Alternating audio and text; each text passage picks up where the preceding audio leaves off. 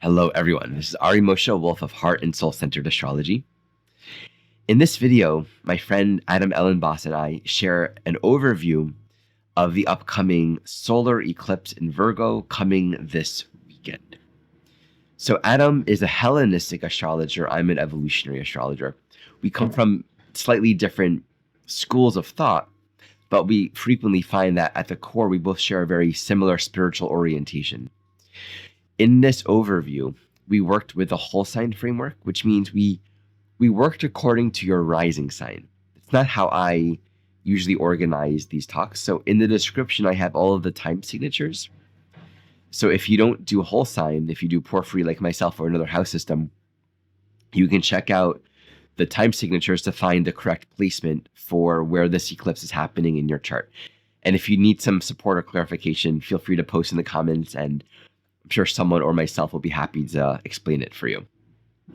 So check out Adam's channel. He has his own YouTube channel, Untitled Astrology. He posts his videos almost every day of the week, as well as his school and all the classes that he's offering. We also did a series several months ago, earlier this year, where we compared the similarities and differences between Hellenistic and evolutionary astrology, including reading one chart from different angles. All very beautiful, very insightful, very just what the world needs right now. So I'll put that in the description below. A few announcements before we jump in. As always, I'm available for sessions, one-on-one sessions, and long-term soul-to-soul companionship sessions. I have a training program, Self-Study. I have a newsletter that you can subscribe to receive the articles that I will often write along with these videos. I also have a community membership. We meet once a month where I do live readings and share spontaneous teachings. It's a very rich, very authentic, beautiful energy. And I'm offering the first month as a free trial. And beyond that, it's a month-to-month subscription. You can cancel anytime.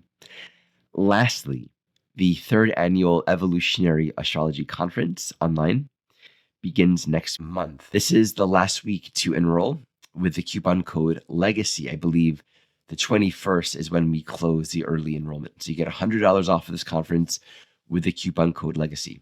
Okay, you can check all of that out in the description below. And as always, thank you so much for watching, and I hope you enjoy. I am really happy to have my friend and colleague Ari back to the show. Hey, Ari. Hey, Adam. It's good to be back. Great to be with you. Yeah, it's we're recording this right now between the lunar eclipse and the solar eclipse. And you know, eclipse season tends, one of the ways that I talk about it, Ari, is that if reality includes the interplay of light and dark, then these eclipses are times that tend to amplify in their mirroring power the play of light and dark. So the interplay of light and dark becomes really enhanced. Our awareness of the interplay of light and dark is very powerful, whether we're thinking of that as good and evil or yin and yang. But it's like these eclipse series or windows that we come through tend to intensify our awareness of the interplay of opposites in so many different areas of life. And they become, for many people, some of the most regular horoscopic content of the year. Like my channel always spikes during horoscope season, or during eclipse season. Everyone's very interested in what's happening. Right. My approach is very similar. I just frame it as during these eclipse windows, there's often an acceleration of our own evolutionary dynamic. And so there can be these boons, so to speak, of the past that are just emerging right now to be integrated, and things really take on. But it can also highlight where something fundamentally needs to shift, kind of exaggerating the darkness or that which is impeding our ongoing growth, so that it can be cleared. So it just really accentuates whatever needs to be moved forward at that time, one way or another. Yeah, I love that way of putting it. Ari, if you guys don't know Ari's work, I'm going to tell you how you can connect with Ari today before we sign off.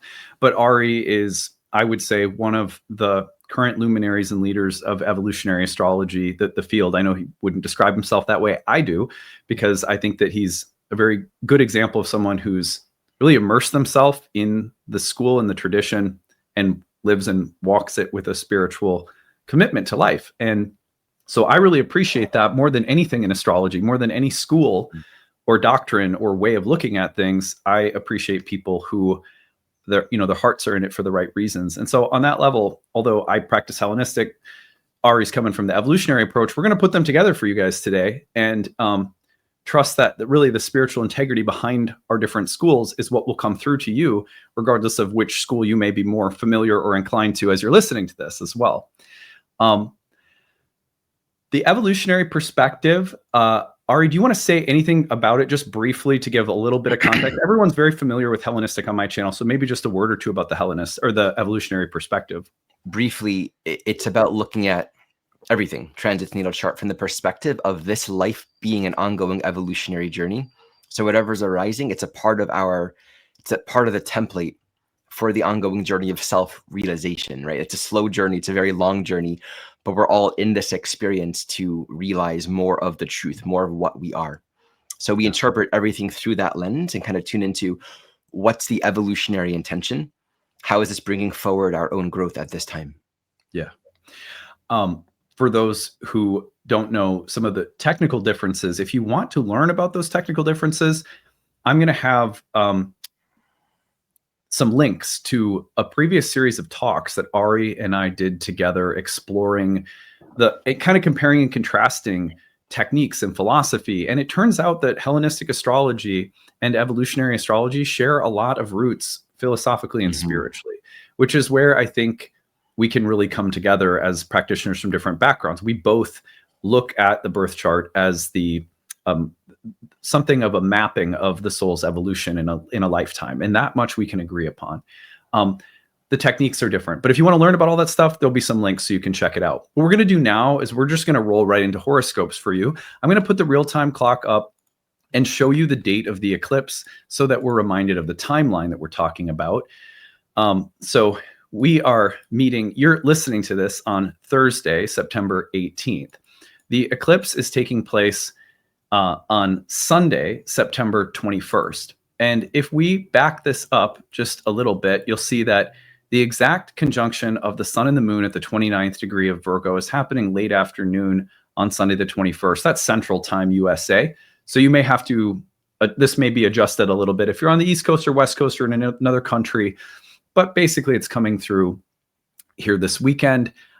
And one thing to note about eclipses that sometimes I think we can forget to mention is that they're very powerful omens of change, and the changes that they indicate are not one-off events that happen only on the day of an eclipse. They are often, in the case of a solar eclipse, which is actually always, solar eclipses are new moons, they will often be like a gateway or the planting of the seed of a new cycle, or new themes, new timelines, new directions for the soul that will spread out over many years. Nodal returns happen every 9 and 18 years, flipped and direct, or flipped and exact. And so it's really helpful to not just think too concretely about what's happening this weekend, but to think about what's happening around the eclipse and how it spreads forward through time in new cycles of evolutionary and karmic activity. Is there anything you want to add to that, Ari? Yeah, if you just think of the nodes as portals through which the soul's evolutionary journey is carried from the past to its ongoing experience, we have in this moment, underneath the surface of appearances, so many past experiences that are being brought forward right now to be resolved and integrated. There's so much more to this life that we're experiencing that is beyond just linear, sequential A to B to C. There's a deeper karmic reality to the soul experience in this incarnation. So the nodes are sort of the portal of that experience, where we're coming from and the ongoing experiences that we're wanting to have as a part of this journey. So if we think of these eclipses as highlighting the essence of these nodal energies, these are sort of markers in time where the core evolutionary dynamics that are moving through on this human experience are significantly highlighted. So it can really bring a significant shift, a clearing, time to move on to a new phase, all of the things that you said. Yeah. Well, on that note, what we're going to do is we're going to alternate starting your horoscopes. We'll go Aries through Pisces. And then we'll fill in and add to each other's thoughts as we go through each. This is by whole sign, and all horoscopes work like that, regardless of how you may interpret your natal chart with a house system, For example, I know Ari uses porphyry. I use whole signs. But in horoscopes, it's always a whole sign layout when you're writing them. And so I would recommend listening for your rising sign, because that's going to correspond with the whole sign house version of your birth chart. But that's a Hellenistic preference, really, because of whole sign houses. I think a lot of people listen to their sun sign. Some people even listen to their moon sign. But you can listen to whatever sign you usually listen to, is the point. Let's get into it, starting with Aries. I'm going to start us off, and then Ari's going to fill in, and then we'll flip-flop as we go through the zodiac. With Aries, we have the solar eclipse taking place in your 6th house. And I'm just going to highlight it here. Obviously, it's in Virgo. It's with the south node of the moon. And so one of the things that comes to my mind would be about maybe some insights that are crystallizing around the distribution of time and energy and effort and work. So, for example, we are all usually forced in some area of life to chop wood and carry water. As an astrologer, there's a certain amount of administrative work that I have to do every day, and emails that I have to answer, or learning that I have to do, or developing of curriculum that happens. And it's not my favorite part of the work, but it's a necessary sacrifice to keep the flames of the practice burning, or the business burning. And so I think about the expenditure of time, money, energy, and resources that are all acts of sacrifice for something larger that I believe in, or some greater work that I'm doing. And so to me, a 6th house eclipse like this could be about reorienting. Well, what's worth your time and energy? What's worth your sacrifice and commitment? What's worth the labor and effort? What are you dedicated to? And is it something that really serves your soul? Because if we're gonna work and sweat under the heat of the sun, so to speak, then it probably helps if the labor and sacrifice, the sense of service, is being done for something that has a transcendent function or purpose in our life. So that's what comes to my mind for this eclipse, is really honing in on, and that could also play into, like, are you exhausted? Are you depleted? Because sometimes those are like barometers for, I mean, any sacrifice could be a little draining, even if it's for something good. But ideally, the kinds of sacrifices, efforts, and labors that we're putting into something, when there's a transcendent function behind it, it often has a way of reciprocating and filling us up somehow. That seva, if you think about that seva, that selfless service, that can be like drawing well from a water, even if it's expending energy as well. So those are some of the things that come to my mind with this eclipse for Aries. What do you think, Ari? So I'm going to start by highlighting, and this is probably true, it is true for all of these placements. We really need to consider, along with this eclipse, the presence of its opposition to Saturn, Neptune. Mm-hmm. It's like the exact midpoint opposition, 29 degrees Virgo, right here. And this is very powerful. So this strongly highlights that theme between, you can think of the Saturn, Neptune as the lightening of the load, in a sense, all of the judgments, the conditions, the structures, what we've been identified with, what we've given value. There's a big reorganization of that, restructuring on a higher level of consciousness. The Virgo dimension is, okay, how do you apply that? How do you live this purity, this love, this greater meaning that you can access on one level with this Saturn in Pisces, right? Like, okay, all of the judgments, the rules, it all dissolves me. Realize that love is the highest rule here, like that God is the ultimate reality. And then Virgo is all of the knit grit, the parts of our life where it's just hard. We have to deal with things. There are things to fix and improve. So highlighted in the 6th house. And I'm also considering with all of these that the South Node can have that quality of, there are many things that are maybe ready to be integrated that we've been working on, but can also bring up an existing stress of, oh man, I don't want to have to do this again. So here in the 6th house, I think it highlights the messiness of what's disorganized, unresolved, like where we come off the retreat medicine space and it's all beautiful and clear, and then we're in this intricate part of our life where it's like the kitchen is messy and our life has all these problems. So there might be this calling to like really chop wood and carry water, like really step into, this is where the work is, trust it, take it one step at a time. there's a lot of healing and spiritualization happening through that. And it could be many of the confusing and hard details that have otherwise been present in our life can really resolve. I think the invitation is to bring humility and availability to show up for where the work is and to trust the process, as organized or disorganized as it might appear to be. Just show up for it. Yeah. Yeah. That's so well said.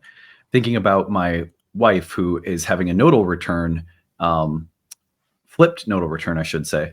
And she's got it in Virgo and Pisces. And she just said the other day, I feel like the organizing of the closets and the drawers and the purging and the yard sale, all these things that she's been doing since South Node entered Virgo, are not just clearing spaces. It's something about my consciousness.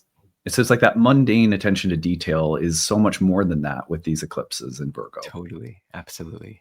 Yeah. Let's go on to Taurus, and Ari will start us off here. And I'm just going to circle the presence of the eclipse. And then what I'll do too, just to make sure we're not forgetting, like I almost did, is I'll just point in the opposition to Saturn and Neptune. Cool. So we all have different gifts and skills and capacities. And the issue with this placement can, on the one hand, be this permeating self-doubt and self-criticism. I'm never ready enough or good enough to actualize and share my gifts. So this placement can really highlight this strong sense of unactualized, not ready. And the calling is to just show up for what we're here to tend. There can be this sort of very distorted self-focus with Virgo in the 5th, where we're consistently focused on what's wrong with us, why we're not beautiful enough, why we're not ready enough, why our presentation isn't ideal. And so there may be gifts that want to be shared and unique capacities that want to be expressed. So that, you know, that Pisces polarity kind of helps us get outside of this very strong, narrow self-focus and work on your projects, work on your gifts, work on whatever want to be creatively actualized. And if we've been putting something off, it's going to feel horrible, right? Like the painting that we haven't completed, or the project, or the class, or whatever we're wanting to bring forward.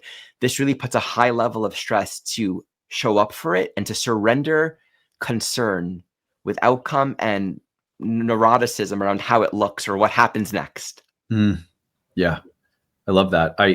As a Taurus rising, I'm thinking about the fact that I have one chapter left in the book I'm writing. Oh, cool.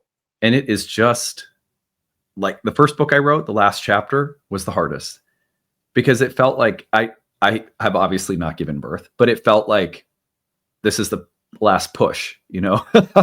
This is the actual delivery of the creative product. And there's so much about, like you just said, about perfectionism that I'm realizing exists in me right now. Like, I don't want to finish this because then I have to let it go. Then it will be closer to going out. I mean, it'll be editing and stuff like that, but like, then it's going to be out in the world. When it's in process, there's so much for me that can still, I still have control over all of it. So I really see what you were saying there in myself right now, just to start with that. But I wonder about new creative avenues that are opening as others are closing, almost like the juxtaposition of the South Node, which can bring old things to resolution, while a solar eclipse can often launch new beginnings. That might seem contradictory, but sometimes it's a matter of like a creative reorientation with a pairing like this. I've found that solar eclipses with the South Node in the 5th house over time in my practice will often coincide with not maybe an abandonment of something that you're not getting joy from any longer creatively, but I found pretty consistently that people will simply reorient, a different creative approach, different angle. Sometimes it's a new instrument someone's picking up for the first time, or putting down one creative medium for the interest of another, or something like that. So I really wonder about direction of the soul and direction of creative acts coming together somehow. And then also, to me, anything, if you're a parent, anything around pregnancy or children or creative acts that can be, I mean, our children are sort of a great creative act, and they also become mirrors for something essential about who we are, their childlike wonder, their childhood process of growth. There's a lot about the spirit of children that live in this house. And so I would pay attention to some of the lessons crystallizing on that front right now as well. Beautiful. Yeah. Okay. Let's go forward to Gemini. I'll start this one out. And I'm going to highlight this solar eclipse for Geminis is in your 4th house, where the opposition to Saturn, Neptune occurring across the wheel. And for me, what comes to my mind right away, I've been looking in my masterclass series, this 2025, we've been looking at the ancient Vedic meanings of the houses. And one of the meanings of the 4th house was moksha, as in like liberation or release from karma in the world. But the interesting connotation of the 4th house is that the home and the private sphere of life that you return to after working out in the world for the day, which was common in the ancient world to have to go work in the field or your farm or work for someone else at their shop or whatever. When you came back to your home and you released from public and social identification, that was thought to be a very small microcosmic worldly reflection of release from the world of karma itself. Like this little refuge that we can go to where the soul gets to have this almost like homeopathic drop dose of moksha, sleep, rest, quiet, peace, release from the world. What I find is so interesting is that one of the things that also exists here for us is a lot of wounding in childhood around home, family roots, and what did or didn't make our childhood environment a place that we felt safe, a place that we felt rest and release, all of which can become really problematic when it comes to trying to find in a later life, adult life, different stages of life, release from suffering or the world. It's not uncommon for people to seek release through addiction or codependency or all sorts of problems, because maybe at our roots, we never had a feeling of the home being a sanctuary of release from the world, from more worldly identifications. Even if it's just a gradation of that release, it still provides a meaningful template: relaxation, peace, rest. So I wonder if there's, for Geminis right now, if there's an opportunity to start a new cycle, to release old traumas, to look at some of the causes of dis-ease or stress or anxiety that exist around the roots of home, family, ancestry, and to think about what a new peaceful environment might look like. It's almost like a chance for purification and greater ease or rest or release from the world that can be created in the home space or a more private or interior space by letting go of the past somehow. Wow. Just this morning, I was thinking about the word moksha, which isn't in my mind. So I just love that you brought that up. My nickname used to be Hari Moksha. It's like Nice. one Indian dance class I took many, many years ago. One thing I should say, with all of these placements, wherever Virgo is, while it has a quality of service to it, in the sense that we're not necessarily like, here I'm in service, but we're serving the process of life, where we're showing up to tend to whatever is here. So this is bringing that into the domestic sphere. And that could be, getting up and getting lunch ready for your kids and driving them to school and cleaning up the dishes while you have 5 minutes in between tasks, right? There can be this very heightened mundanity, and the stress can feel like we're being like drawn into this, like life is just stressful and chaotic and it's all about management. And that can internally reflect this inner sense of, I can never feel rested. I love that you brought in this idea of bringing this concept of like mini moksha in the rest environment of home.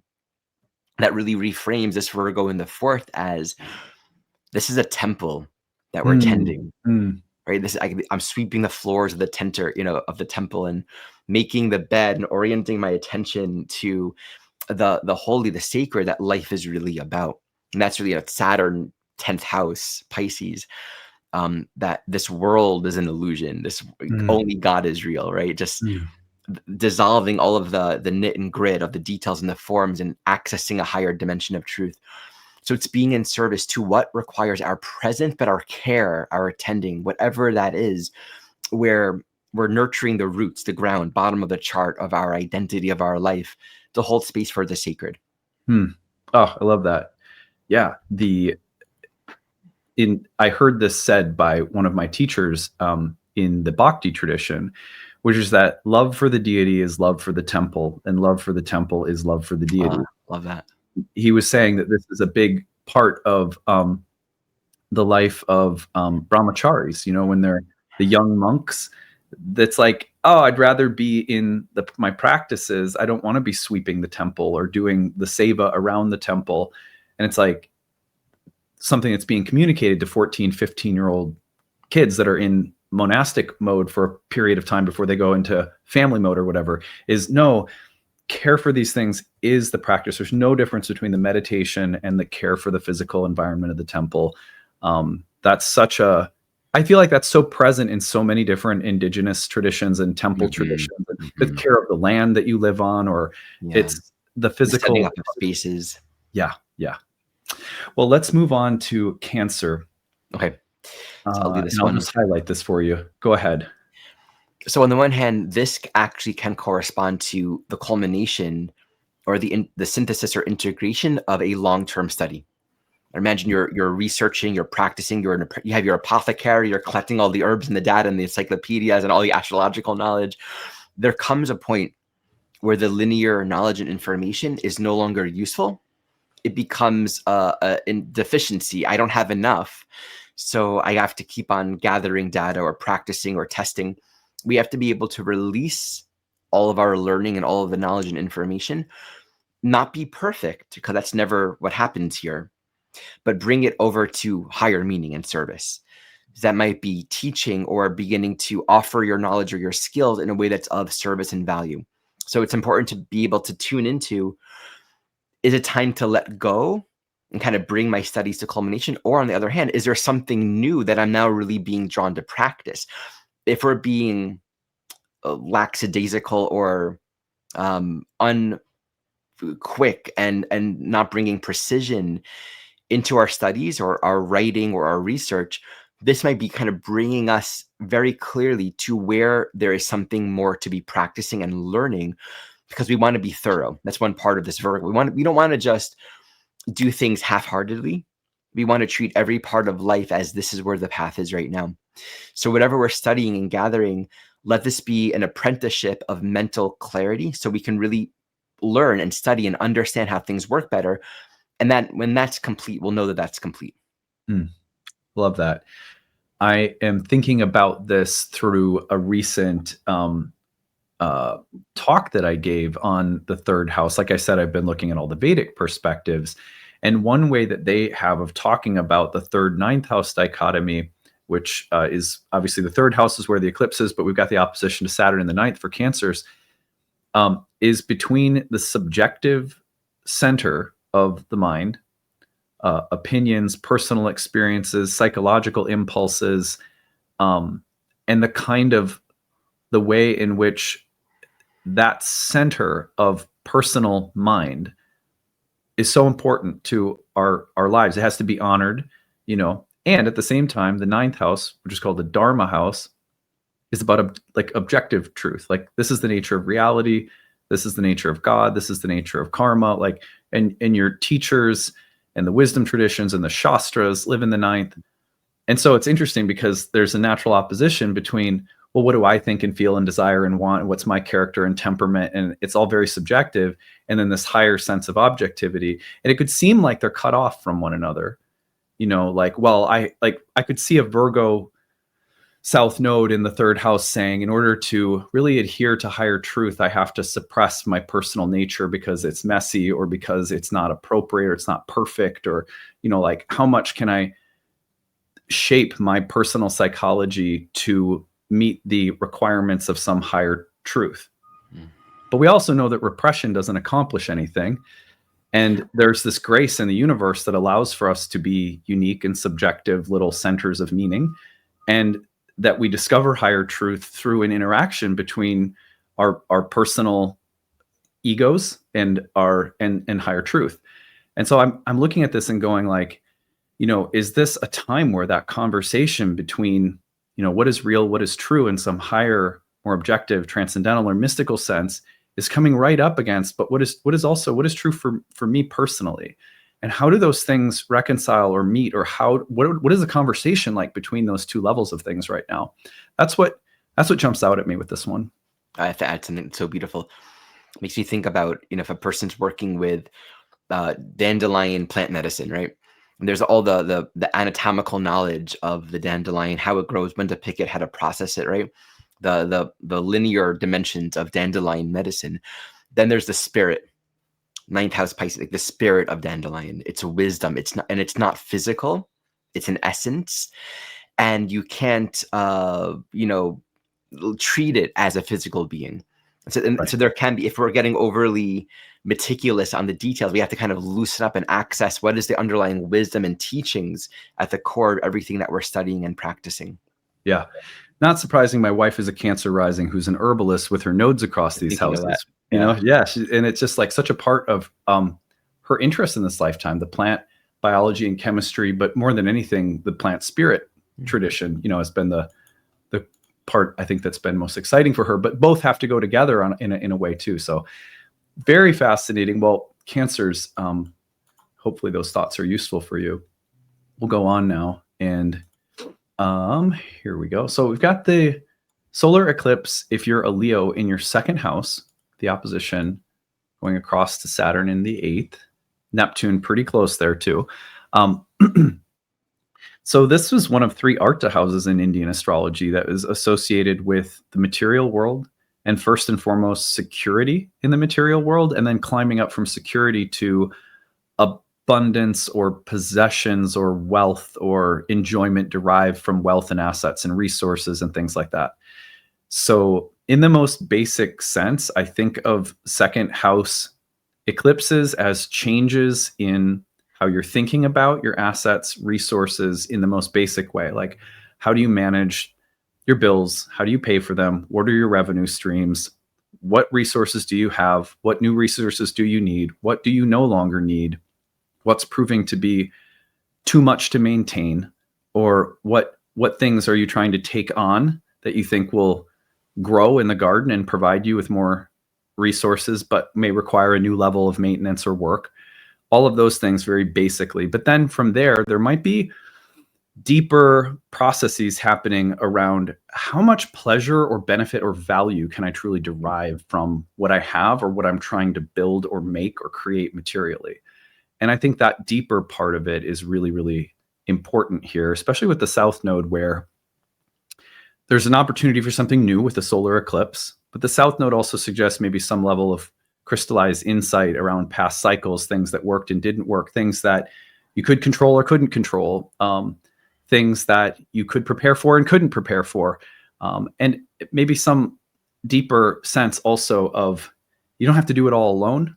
The 8th house also makes me think about interdependency. Yes, I have self-sufficiency in the second house, but how can I share or carry the load? Or if there's pressures that have been placed on you and you felt obligated to overextend yourself to take on other people's loads or responsibilities, is it time to, renegotiate those boundaries or contracts with other souls?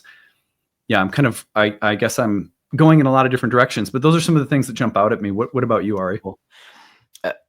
The issue with Virgo in the second is, while there's a strong focus on the cultivation of resources, what are the seeds and the ways that we're tending to our garden, there can be a very strong self-limitation in staying in this very narrow world that isolates ourselves from our larger potential or larger scope of experience, of investment.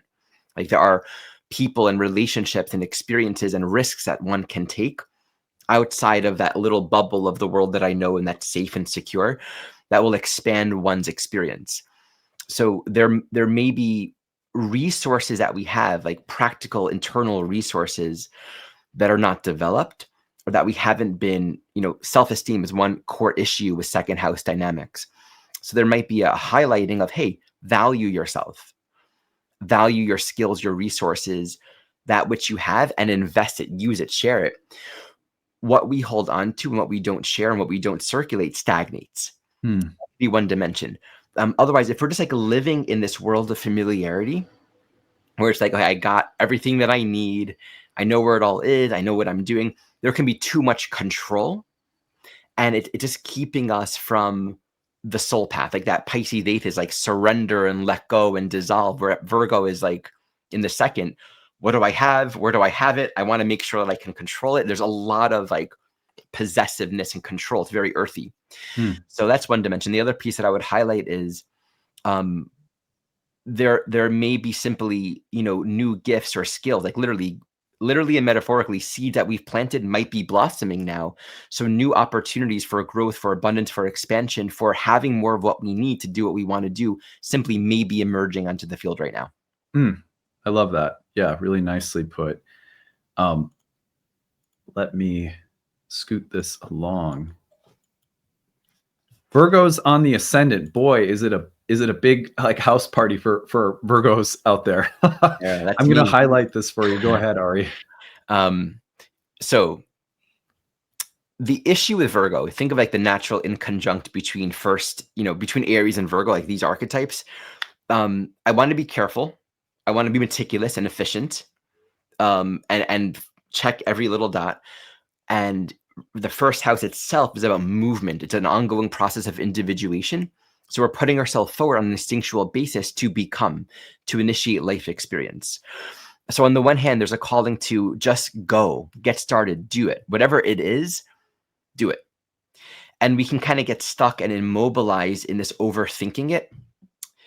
The overthinking it being, I'm not ready. What if I make a mistake? I'm not prepared. So that might be one dimension. Just do it. And then new opportunities, things that we've been wanting to do or procrastinating for a long time, these doors might be opening up for us. We just have to be willing to initiate or make choices. And some of these choices might feel a little scary. The other dimension is there can be a sort of messiness with Virgo in the first house. Like you start and then you make a lot of mistakes, or you open the doors and a whole bunch of new issues make themselves known. Sometimes tending to these issues, like what was that happened? There's something that happened. Oftentimes in my home, something will break, like a glass jar or water or whatever will spill. And in the process of cleaning it up, we end up finding things that were lost. Or in cleaning up the floor from the broken glass, the floor ends up cleaner than when it was before the glass broke, right? Yeah. So there's something intending to the messiness that it's like, I don't want to start. It's like all these new issues are going to be revealed and you're going to have a whole bunch of problems with yourself. It's like actually, it's just bringing you into greater congruency. And I think the point is like, there's meaning and purpose to your life and what you can give and share, how you can love and influence and inspire others. Pisces 7, like there's meaning to your life. So don't get stuck on all the issues that you have with yourself and what's going on. Just walk the next step and deal with it as it comes. It's all going to be fine. I love that. It's such a solid advice. I was thinking a lot of my daughter, who's a Virgo rising, and even a 9-year-old, I can see her working through some of this right now, especially since the last new moon in Virgo, honestly. So, yeah. Well, the only thing I will add to this is that I've been thinking a lot, and I talked about this earlier this week on the channel when I was talking about just 5 archetypal themes to watch for around the eclipse in Virgo, just given Virgo. And one of the things I talked about was the spirit of a child and retaining that spirit even when life initiates us, and it can feel as though the child is gone, or the innocence of the child is gone, or the openness is gone. And there's something about Virgo that's very childlike in my experience, but can can really like freak out and lose the plot when it feels like that innocence or that purity could be stained or tainted or taken away, or it's I messed up and lost it, and there's this way in which the constant lesson across the Virgo Pisces axis is like, yeah, but you can't ever lose it. Like grace, love, forgiveness, surrender, compassion, these things that we end up having to find always bring us back to the fact that you never lost that child. Life may have initiated you. You may have learned about darkness or pain or suffering or impermanence or the mess of life. But that purity is always there. And so like retaining that and being able to loosen control doesn't mean you don't sweep the temple, doesn't mean you don't care about, controlling what you can control to the best of your ability. But there's this bigger perspective that allows for grace so that you never have to worry about losing that child. Wow. I mean, I have to say that because it's so alive in me what you're saying. Accessing for myself, the guilt, the unresolved past, things that I've done and said that are just still in me. Often it's like, when will that be cleared? I Mm. think Virgo in the first in particular highlights that's not in your control. Yeah. Like, do the next thing and open to grace, a perspective that sees you with a lot more love than you might see yourself. Yeah. Yeah. I think this is why also in so many spiritual traditions that put a process of enlightenment in the center of some practices, it's often said it's not the practice that brings the enlightenment. It's the practice that somehow puts you in the position to receive grace. And but the grace is not coming because of a formula that you followed. You know, it's not something that you earned necessarily, right? And there's something when we hear that that can, like, the shadow of Pisces might be like, well, there's nothing I have to do then, right? Right? There's no chopping of wood or carrying of water. There's no cleaning of the temple. I can just flow freely without any obligation or responsibility, or my feet just lose the ground and that's fine. So there's this balance always between the two of them. So beautiful. Brother, I want to check in because I know your timing is short. Where are we at and where should we go from here? Yeah, let's move on to Libra, and I'll push over just a little bit. Okay. I'll be fine. I'll just pause in a minute and just let my next thing know that I'm running a little bit late, Okay. but we'll be fine. Okay, so let's go on to Libra, and here we go with the 12th house eclipse opposite the Saturn. Another moksha house in Indian astrology that speaks to those unique moments in life where we lose control of the first house was called the steering wheel or the helm, and the 12th was in Hellenistic astrology was associated with those times where we lose our grip on the steering wheel. And so the loss of identity, the loss of control, the loss of health, the loss of ego, all can be very scary things, but also very freeing and very liberating. And so I think I try to think constructively about the 12th house and eclipses in the 12th as opportunities for deeper surrender, deeper trust. Certainly things can come up with 12th house eclipses that feel like, well, how did that happen? Because it's not always, I don't think it's always easy to understand the logic behind events and seasons of life that are very 12th housey. It can kind of feel like very mysterious the way that things unfold and why they're unfolding, especially when they're stressful or not easy to manage, or we feel like we don't have the normal amount of control that we usually do. But there's something happening here that's of very deep spiritual value, and surrendering some level of control or understanding or logical or rational discernment where I know just what to do. And having to trust or feel our way through something comes to my mind right away. What do you think about this one? This can highlight, on the one hand, a sort of spiritual masochism, where internally I'm always far from this ideal of purity. It's funny because Virgo can look very pure. Often that's a mask for feeling very messy on the inside.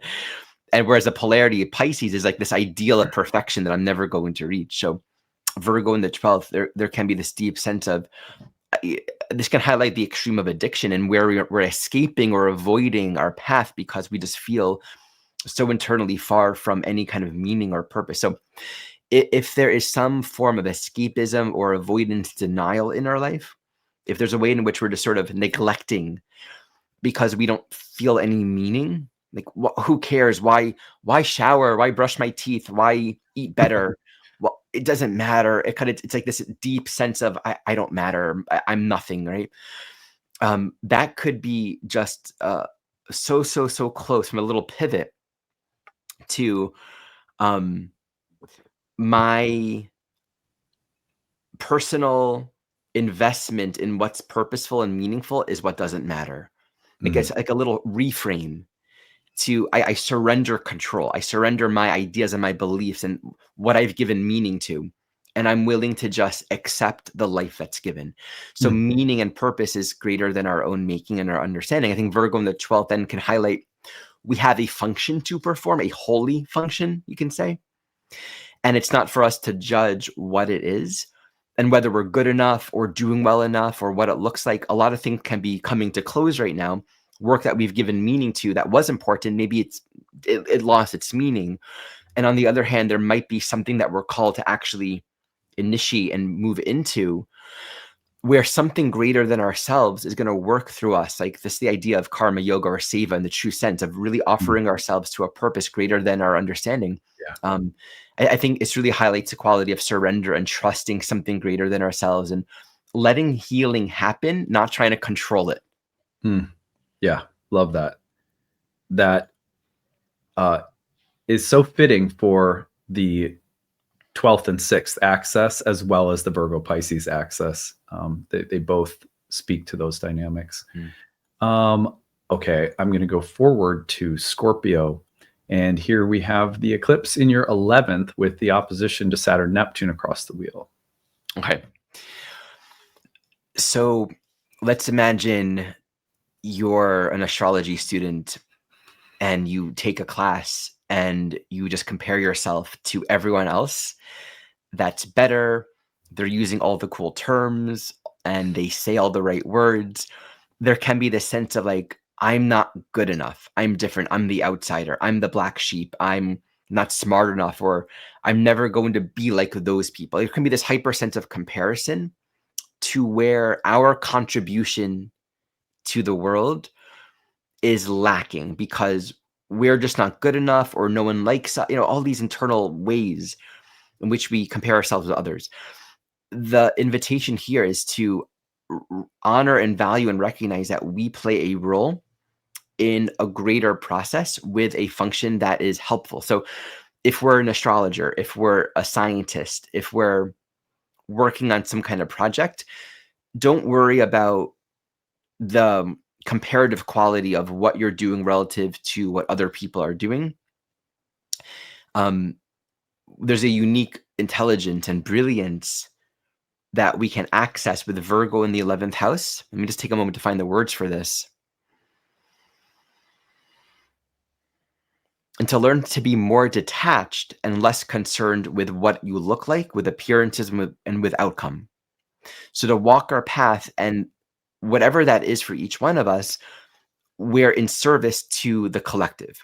We're contributing to humanity. We're improving the conditions of human life in a way that is very indigenous to our own vibration, to our own nature. And we're going to find ourselves maybe coming into community where, everyone's more advanced than us or different, but don't worry, because there's a purpose unfolding there. Or there might be an existing group or an association where your work is done. And if you try to fit into it, that's where all of the distorted Virgo comparisons of I'm so much better than them, which can happen here, or like, I'm never going to be like them. But is that what you're here to be focusing on? Like, you might find yourself, leaving the astrology group and joining some kind of new AI, community in Silicon Valley, researching the interplay between whatever. So follow that path, and the communities and the groups will come together, even if it's not quite what you thought it would be. I love that. Yeah, and I hope I was just sending a message really quick to my next appointment to scoot it back a little bit. So I hope I wasn't distracting you. But yeah, I want to just, the only thing I'll add is one of the things that I find so unique about the 5th house in this Indian astrology series I've been doing. I've been diving real deep into the philosophical meanings of the houses from the Vedic perspective, is that we associate the 5th with the creative gifts of your soul, or the act of creativity, a big part of it, right? And what's interesting is that the 5th house was considered to be a place where you can derive joy from the good karma that your soul has accrued in previous lifetimes that will express itself in this lifetime through enjoyable, creative, spontaneous, playful, fun connections with other beings. Interesting.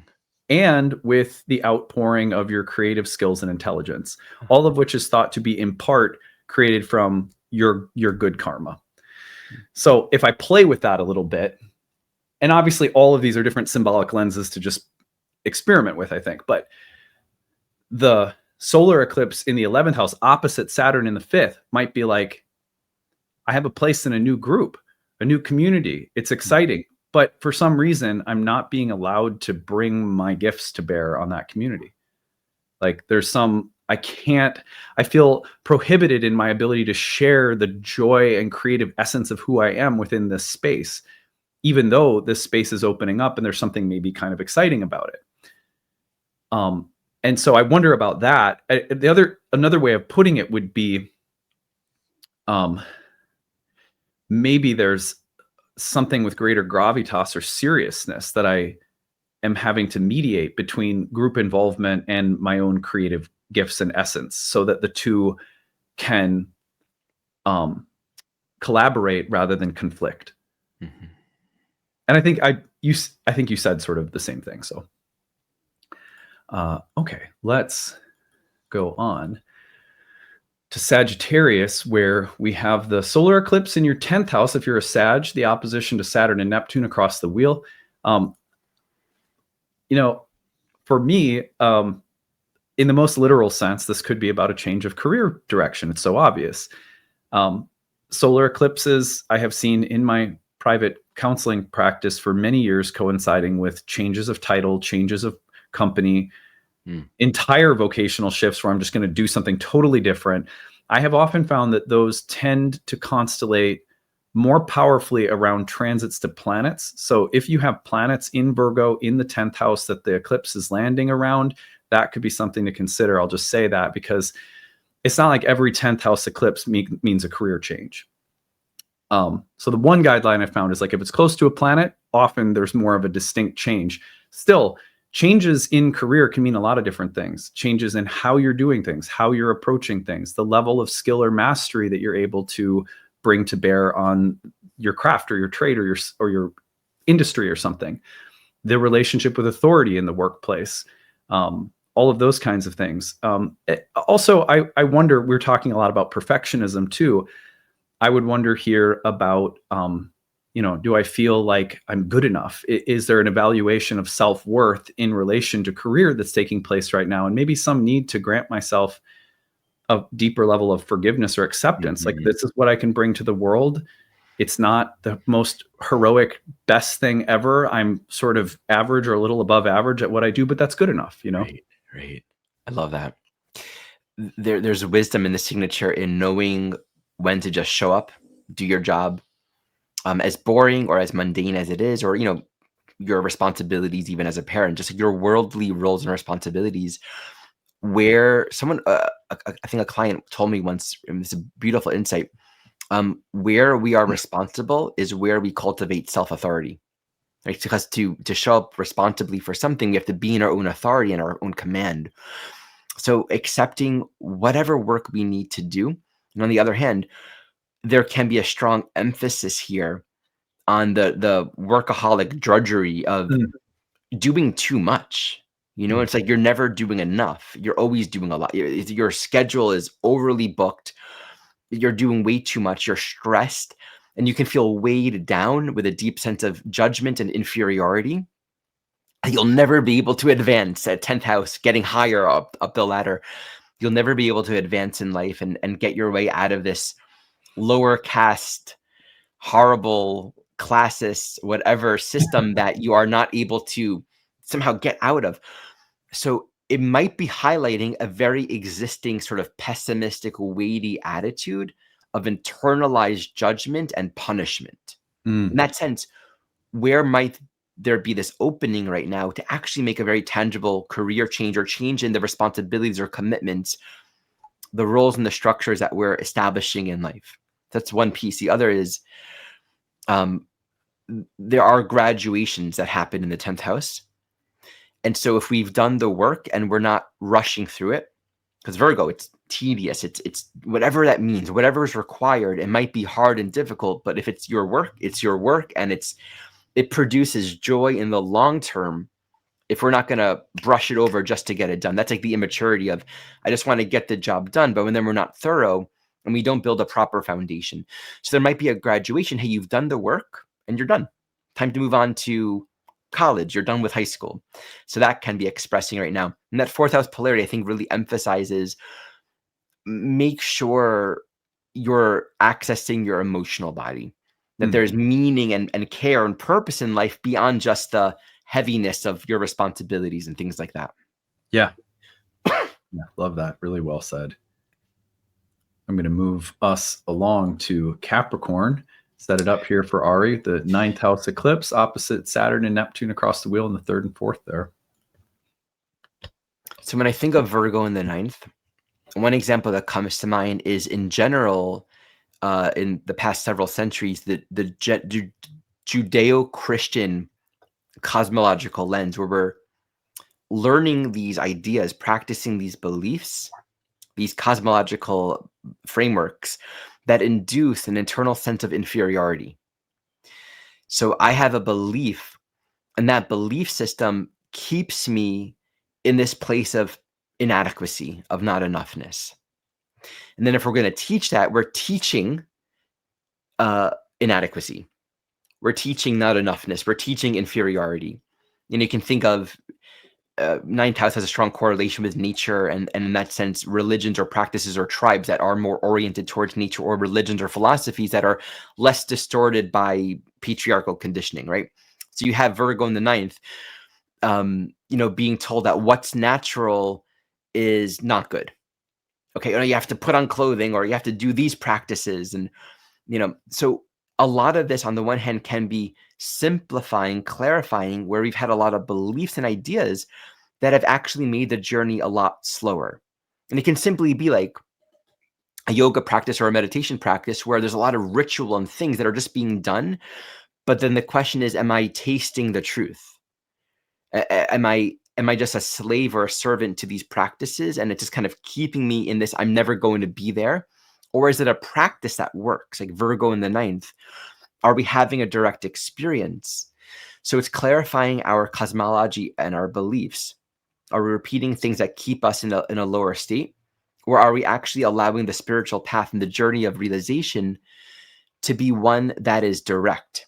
And so where do we need to make changes or refine or literally let go of, hey, I've been doing this for 20 years, and I just realized I don't actually know if I believe in it, to be able to let go of. But I kept on doing it because my teacher told me, or my religion or my church told me that I have to, right? It could be a simple, and that's that open-mindedness of Pisces in the 3rd. Oh, there's another way of looking at it, right? I can see this differently. And then on the other hand, there can be this, if we're putting our, that grace and effort relationship, if we're putting effort towards something, there's a certain point in which that effort, if we're in right relationship, it sort of relaxes. Something else opens up, and we have an experience, we have an insight. And that's like the Virgo, the point of the Virgo isn't always to be working on the same thing. There can be a shift in our own insight and realization here. Yeah, I love that. For me, I wonder about, I'll be a little mundane on this way. I'll say new teachers, new forms of education, new academic pursuits, new gurus, new spiritual paths or traditions opening up.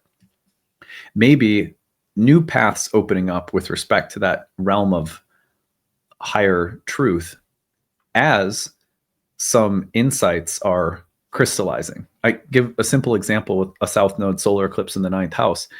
Someone comes to a realization that they need to go to rehab. Yeah. They go to rehab and they get on a path of a 12-step program. There's a new philosophy, there's a new community, there's a new wisdom tradition, but it's also coming at the time of a kind of, a harvesting of insights that weren't necessarily easy to come by. Like the South Node solar eclipse in the 9th to me is like maybe some hard-earned wisdom that sets you on a new path that's exciting, but there's been some loss or some letting go or some healing pains that have come along with it. Maybe it's not that dramatic, but I could also just see new pathways and crystallizing insights around things like spirituality, religion, philosophy, and learning. Yeah, I have to add to this, just being honest too. like honest around, do I know if this is true? Is this working for me, right? Sometimes that honesty is what opens the door to something else that we couldn't have thought of on our own. Yeah, totally. That's such a And good then insight. opens the door like, okay, I need help. I'm Yeah, honest. I have an issue. I yeah. need help. And yeah. I love that. Yeah, that's so important, especially just thinking to me of like one of the virtues of Mercury, who's obviously the ruler of this eclipse. And where we've got this interesting, we haven't really talked about this, but there's this little mutual reception between Venus and Mercury in each other's signs. And to me, I could see there being like a calculus socially.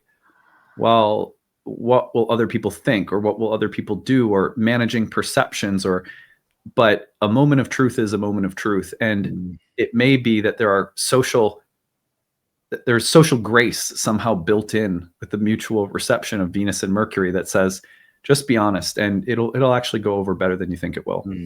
Love that. Okay, let's push on to Aquarius. And here we have, I'm just going to back this up by 1 day now to kind of get that eclipse looking like it's there in the 8th. And so I gave a talk at Norwalk. We were both there. And I was giving a talk about the 8th house. And the angle that I took on the talk was to really discuss it as a place of karmic debts and contracts with other souls, which is, I think, one of numerous angles that we can take on the 8th house. But to me, what's really interesting is the idea that new soul contracts may be possible as something like old agreements are being cleared or resolved. What was the terms of a previous agreement, and why has it come to be done, or how has it fulfilled its obligation or played itself out? And what new arrangements or agreements or exchanges are possible now? That's the thing that comes to my mind most broadly. And then maybe also something about relinquishing sometimes other people's. The 8th house was called the house of the esteem of other people, which meant like how they place value on us, how they confer value upon us, and maybe even gift us with things or give us things because of the value that they place on us for their own subjective reasons. So, for example, inheritance kind of plays out along those lines. I put a certain amount of value on you, maybe out of tradition or preference or whatever, and then I confer money on you when I die. But it's also just the value that other people give to us. But I mean, that can be sometimes a really unhealthy thing. Like we're contorting ourselves to fit other people's expectations, or to try to conform to the shape of their criticisms and their requests that we do this or be this way or that way.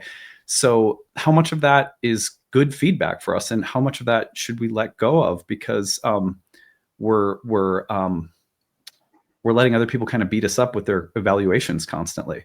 So those are some of the tensions that come to my mind. What do you think? I love that you mentioned this idea of a contract changing.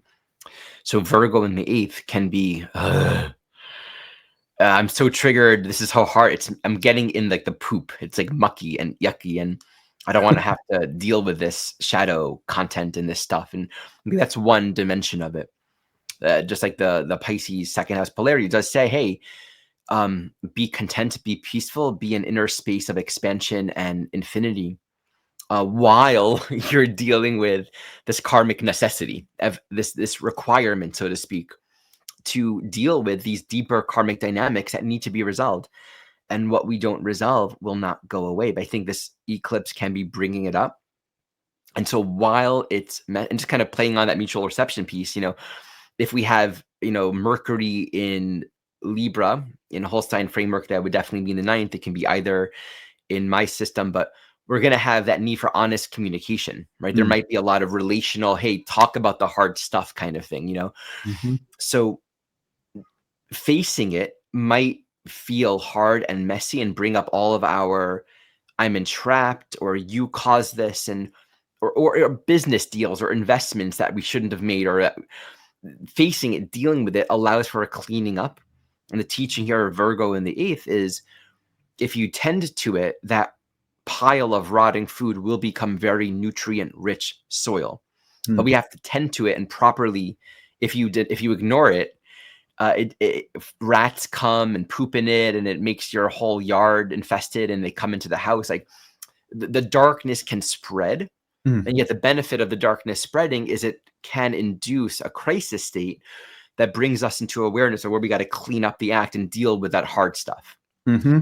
So then the contract shift. It's like, okay, we can enter into a new phase because I've cleaned up the past and I've dealt with these more icky. So the other piece that I would add is where there might be a calling to clarify our own power and our agency, and to actually eliminate or step away from something that we're addicted to. Like we can be addicted to the muck. We can be addicted to a never-ending conflict and power struggles, or getting ourselves entangled or entrapped in whatever, or addictions.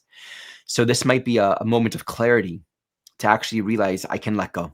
I don't have to do this anymore. I can simply move on. Yeah. Yeah. Really nicely said. And that brings us to our final horoscope of the day, which is Pisces, with the eclipse in the 7th and the opposition here to Saturn and Neptune across the wheel. So in the context of relationship, let's say we're in a service role. Maybe we're a counselor, we're a healer, or we're just in a relationship. In all cases, there's a sense of I'm providing something, I'm giving something. And so then relationship becomes the vehicle and the area through which I'm learning how to serve. So we're improving our ability to listen.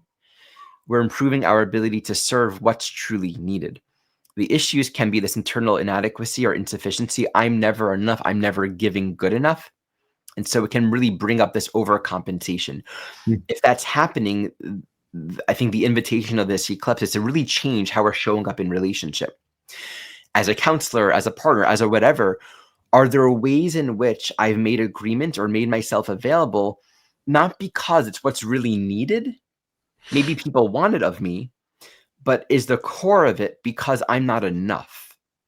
And if I do more, I'll feel like I'm enough, right? So I'm not going to say no. I'm going to overgive. I'm going to be overly available. So we create this enslaved dynamic within our relationships and the roles and the expectations that we create in life that just keeps us in, because I'm inferior, I'm not enough, and I'm never worthy enough. So if we can see that clearly, there's a cleaning up and a clarifying and a dignifying of our value and our worth, learning how to cultivate more harmony and balance in our relationships, which means sometimes not giving, not being available, being able to say, that's not what I'm here for. And that Pisces first is some element of forgiveness and trust.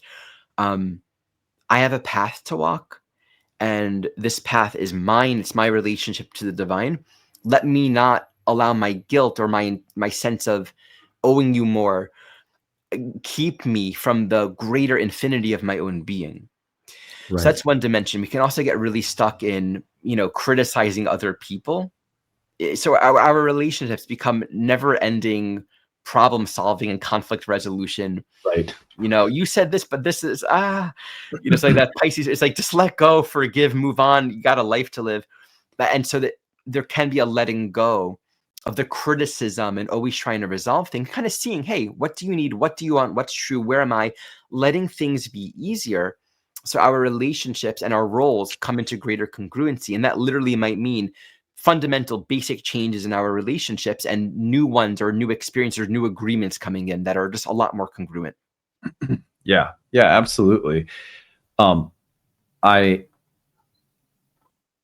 could see the Saturn in Pisces in the first house as someone that is resistant to the grounding, forming, shaping, instructive power of others, right? So like other people are meant to give us feedback and help us grow and learn. And the Saturn in the first house could be resistant to all of that and find the presence of a 7th house person whose feedback is genuine, loving, but not maybe some of the easiest things to hear. They could think, well, they're the problem, But on the other hand, you can flip it, because these things can go back and forth. And it could be, for example, that, well, a couple different versions of it. Again, it might be, I as a way of having to avoid myself, I constantly look at someone else's faults or flaws, or I'm resistant to the feedback that someone else gives. But then on the other hand, it could also be that I have such low self-esteem that, you know, I'm allowing myself to become constantly picked on, and I don't have good boundaries and self-worth in place to, you know, push back and say like, enough is enough. So those power, the mirroring is important, but a balance, a give and take, a flow between souls is what I read somewhere recently, to put a bow around this, that, and I don't know if this is true or not, because it was one of those things I read on social media. So who knows if this is like grounded in a study or what, but it said something like the hallmark of successful marriages is not how often you have sex to how old you are. And they listed a whole bunch of other things you would think it would be, but instead it was how capable were you of learning to live with and accept someone else's flaws with, and letting go of the urge to try to change them. Yeah, that's a good one. Wow. You know, and so I wonder about that with this dynamic back and forth. I like the line you said where you go, we've got a life to live, you know? So wow. Yeah, but there's, you know, this could be some very, just on a mundane level, some very powerful shifts. You move in with someone, you break up with someone, you start dating someone, you finalize the divorce. Like a lot of very concrete things will happen for people in relationships that will be sometimes just the beginning of a new chapter of life, that, you know, sometimes just bringing things to closure right now could be meaningful as well. Well, Ari, thank you so much for being here today. I think we made our way through all of this, I thought, in a really nice way. And I just want to be able to tell people how to find you. The number one thing I'm going to tell people to do right away is to check out your YouTube channel, which is Heart and Soul Centered Astrology, where you approach transits in the sky, major developments happening in the sky, just like you'll find on this channel, but from the evolutionary perspective, which in my mind, again, although it's some different techniques and approaches and so forth, you can see that Ari and I have an easy time communicating because we really see the world and the soul from the same perspective. Anything you want to say about your YouTube channel? Nah, just what you said. Check it out. What I want to say, Adam, is hearing you speak and share your it just brings a smile in my soul. I love this exchange, this collaboration, where I imagine it's in some way, this, just to share with everyone, like this started with my own reflection. Man, I did this talk with someone else during the last eclipse, and it was so nice to not have to hold it all. And then I saw your talk on 5 reasons why you hate doing horoscopic readings, and I reached out. And it's just such a delight to be able to receive your perspective, your wisdom, and it works so well with mine, but it's coming from a different angle. So I just want to express my joy and appreciation for this. And I imagine many people would benefit from that as well. Yeah, you know, after I did that episode you guys all watched a couple weeks ago on why I hate horoscopes but do them anyway, Ari and I resonate with that too. Yeah, we were laughing. I mean, he was like, you know, I feel you. And then he's like, you know, I found that it helps to share, like, do them with other people. It takes some of the load off from having to do it all yourself. And I was like, that is a great, and it seems like very obvious idea. And in fact, I know that to be true because I started bringing in co-hosts from the student community to host the monthly horoscopes. And I was like, well, yeah, of course I should be doing this with some of my other colleagues because it really does lighten the load to make it more of a conversation. When you're expected to just deliver unique insights for each sign in a row, not only is it exhausting to go through all of them and be original and on point, it's, you know, it's just, it's tiring because it feels more performative to me than all the other kinds of content that I create. And so having it in conversation mode has just been awesome. I completely agree. And I feel the same way about your work always. Yeah. It's fun. So and learning something too, which is wonderful. Yeah, no, I gain a lot of insight from hearing your perspectives. And because oftentimes they're just like angles that I'm not thinking about. And I'm like, oh yeah, that's really interesting. I like that one. So Heart and Soul Centered Astrology on YouTube. Find Ari's work there, subscribe, and check out everything he's up to. And then if you want to book a reading, take his seminars, his classes, he has full training programs in evolutionary astrology that I promise you are at the very top of the field in terms of the evolutionary curriculum and programs out there. So I couldn't more highly recommend Ari as a teacher of the field of evolutionary astrology as well. That's who I recommend people to first over many years of doing this now. So, so arimoshe.com, you can find him there as well. And Ari, until next time, I really look forward to working with you again, brother. Me too. All right. Take it easy, everyone. Bye.